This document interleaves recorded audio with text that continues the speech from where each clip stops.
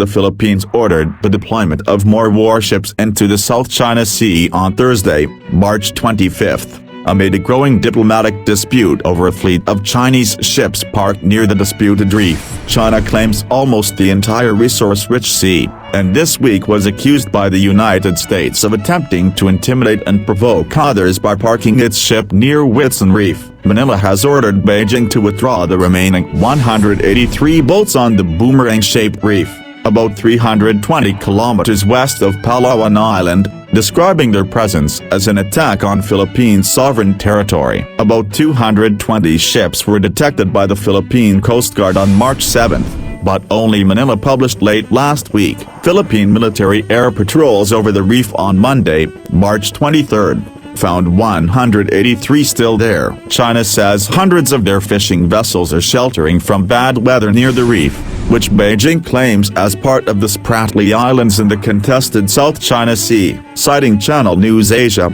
a spokesman for the Armed Forces of the Philippines said additional Navy warships would conduct sovereignty patrols in those waters. But he did not mention whether Philippine warships would approach the reef or what type of warships were sent into those waters. Duterte has only expressed concern diplomatic disputes between the Philippines and China have escalated, with several countries, including Canada, Australia, and Japan, expressing concern over new tensions in the region. Beijing often uses what they call the 9 dotted lines to justify its apparent historical rights over much of the South China Sea, which is partly also claimed by Taiwan, Malaysia, the Philippines and Brunei. China has ignored a 2016 international court decision that said the statements about the 9 dotted lines were unfounded. Philippine-China relations have warmed under President Rodrigo Duterte, who has sought greater economic cooperation with Beijing. Duterte has repeatedly said that the conflict with China will be futile and the Philippines will lose and suffer greatly in the process. This week, Duterte met with China's ambassador to the Philippines and expressed concern over the ship's whereabouts,